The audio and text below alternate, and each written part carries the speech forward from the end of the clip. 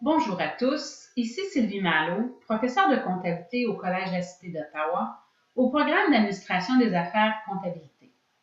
Aujourd'hui, nous ferons la comptabilisation des comptes clients selon la méthode d'imputation directe afin de les présenter à leur valeur de réalisation estimative.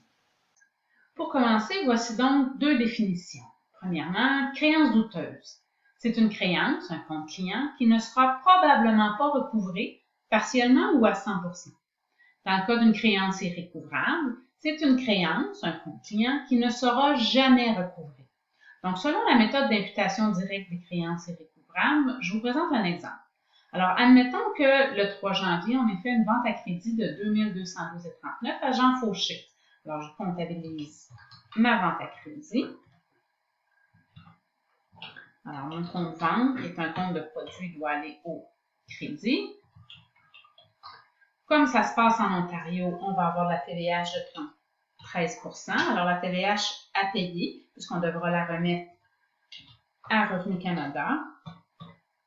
Donc, 13% de 2212,39 nous donne 287,61. Et comme c'est une vente à crédit, le client ne nous a pas payé. Nous avons donc un compte d'actifs, le compte client, la somme à recevoir, qui est la somme de 2212 plus 287,61, donc 2500 $. On a une vente à crédit à Jean Fauché. Maintenant, admettons que le 10 avril, nous apprenons que M. Fauché a fait faillite. Alors, il ne pourra pas nous rembourser le 2500 $. Son compte client devient donc une créance irrécouvrable. Alors, en date du 10 avril, on va vouloir comptabiliser la créance irrécouvrable et annuler, effacer le compte client. Alors, notre compte client avait été débité de 2500 $. Si on veut effacer, le ramener le compte à zéro, on va donc le créditer de 2500 $. Maintenant, on ne va pas annuler la vente puisque la vente a bel et bien eu lieu, mais on va vouloir comptabiliser une perte puisqu'on ne récupérera jamais le montant de la vente qui a été effectuée. Une perte, c'est une charge et le compte de charge s'appelle créance irrécouvrable. Bien entendu, la TVH qu'on avait facturée à notre client a été remise à Revenu Canada. Maintenant, on va vouloir la récupérer de Revenu Canada. On va donc venir débiter notre compte de TVH à payer. Alors, le montant de la créance irrécouvrable, c'est mon 2500 $ en y extrayant le 13% de taxe, donc 2212,39. Et bien entendu, ma taxe est égale à 13% du montant, soit 287,61. Alors, ce faisant, on a annulé le compte client, on a comptabilisé la perte et on a annulé la TVH à payer à Revenu Canada.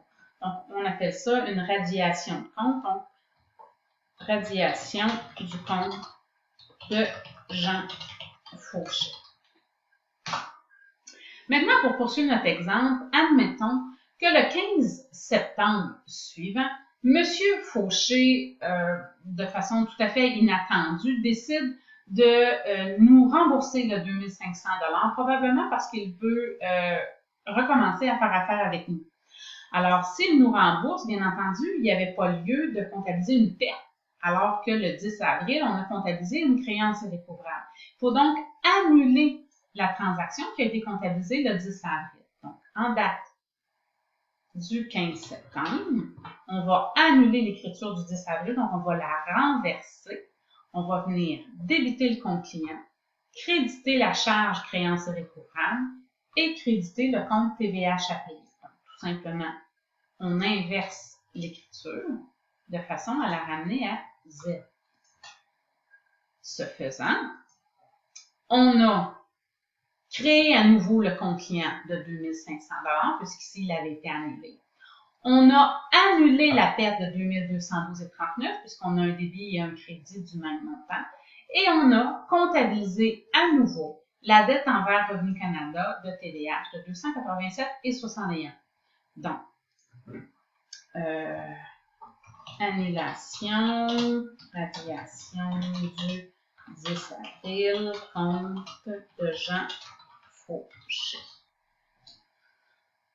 Maintenant, il faut comptabiliser l'argent qui nous a été remis par M. Fauché. Donc, ça se passe en date du 15 septembre. M. Fauché nous a donné de l'argent, donc on va débiter le compte 15. Et bien entendu, on va vouloir fermer le compte client, puisque M. Fauché nous a payé. Donc, pour fermer le compte client, on crédite le compte client de 2500. Et c'est le montant que M. Fauché nous a remis en paiement du compte qu'il nous devait. Donc, encaissement, compte de Jean Fauché.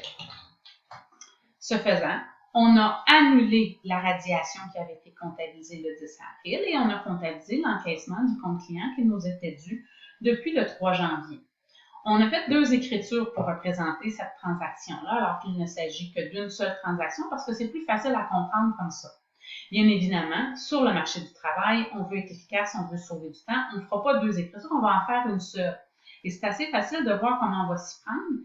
Dans les 2 écritures qu'on a faites, on a débité le compte client de 2500 et on a crédité à nouveau le compte client de 2500, ce qui donne 0. Donc, on peut annuler ces 2 lignes-là et créer une seule écriture. Alors, on se retrouve au 15 septembre à débiter le compte caisse de 2500 $ et à renverser, à annuler la radiation qui avait été faite le 10 avril, soit créditer créances irrécouvrables et TVH à payer de 2212,39 et de 287,61. Donc, on se trouve à avoir fait exactement la même chose que plus haut, mais en une seule écriture.